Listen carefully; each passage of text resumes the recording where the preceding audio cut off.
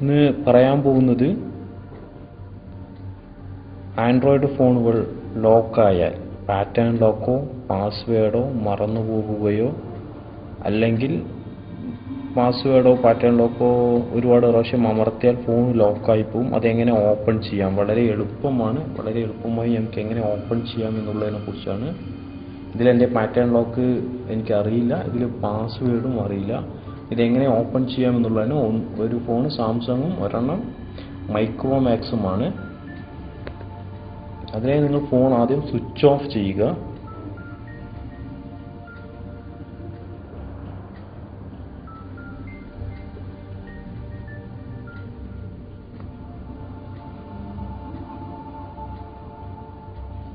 Switch off, ഇത് already switch off ആണ്. Switch off ചെയ്തതിന് ശേഷം മൈക്രോമാക്സിൽ വോളിയം അപ്പ് ബട്ടണും ഡൗൺ ബട്ടണും അമർത്തി പിടിക്കുക. എന്നതിന് ശേഷം പവർ സ്വിച്ച് അമർത്തുക. അപ്പോൾ നിങ്ങൾക്ക് ഇങ്ങനൊരു ഇത് കാണാം, ഓപ്ഷൻ കാണാം. ഇതിനകത്ത് എഴുതിയിരിക്കുന്നത് റിക്കവറി മോഡും താഴെ ബട്ടൺ അമർത്തിയാൽ ഫാക്ടറി മോഡിലോട്ടും പോകുമെന്നാണ്. നമുക്ക് റിക്കവറി മോഡിലാണ് പോകേണ്ടത്. അത് കാരണം നമുക്ക് വോളിയം മോഡ് അപ്പ് ബട്ടൺ അമർത്തുക. വെയിറ്റ് ചെയ്യുക. അപ്പ് ബട്ടൺ അമർത്തി കഴിഞ്ഞാൽ ഇങ്ങനെയൊരു ഓപ്ഷനാണ് നിങ്ങൾക്ക് വരിക. അങ്ങനൊരു പിക്ചർ വന്ന് നിൽക്കും. അതിന് ശേഷം പവർ സ്വിച്ച് ഒന്ന് അമർത്തുക. പവർ സ്വിച്ച് അമർത്തിയാൽ ഇങ്ങനെ കുറേ ഓപ്ഷൻസ് നിങ്ങൾക്ക് കാണാൻ പറ്റും നിങ്ങളുടെ ഫോണിൽ.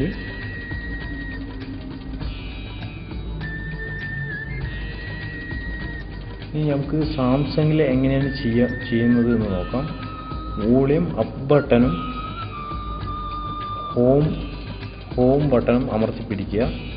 എന്നതിന് ശേഷം പവർ സ്വിച്ച് അമർത്തി പിടിക്കുക.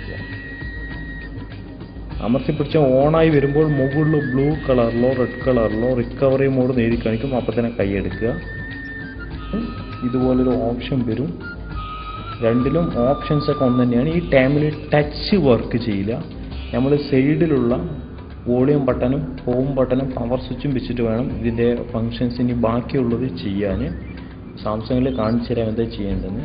നമുക്ക് എടുത്തതിൽ കുറേ ഓപ്ഷൻസ് ഉണ്ട്. ഇതിനകത്ത്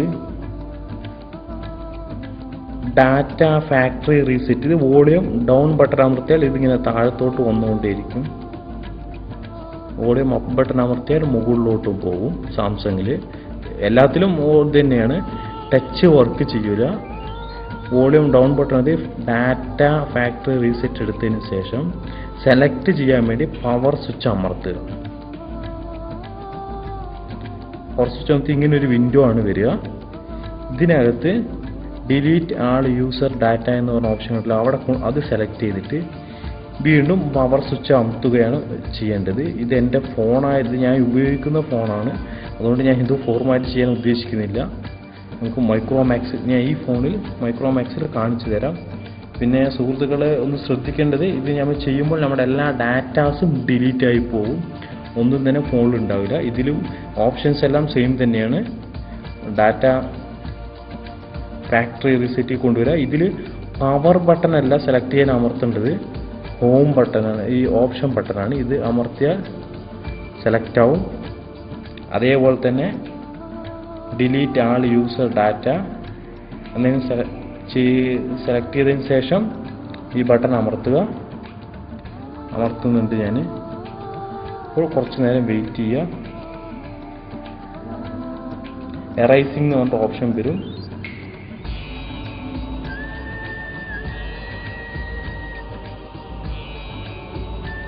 സാംസങ്ങിലും ഇതുപോലെ തന്നെയാണ് ചെയ്യുന്നത്. ബാക്കിയുള്ള എല്ലാം സെയിം തന്നെയാണ്. അപ്പോൾ ഡാറ്റ എറൈസിങ് കഴിഞ്ഞു. ഇനി എന്താ ചെയ്യേണ്ടതെന്ന് വെച്ചാൽ റീബൂട്ട് കൊടുക്കുക.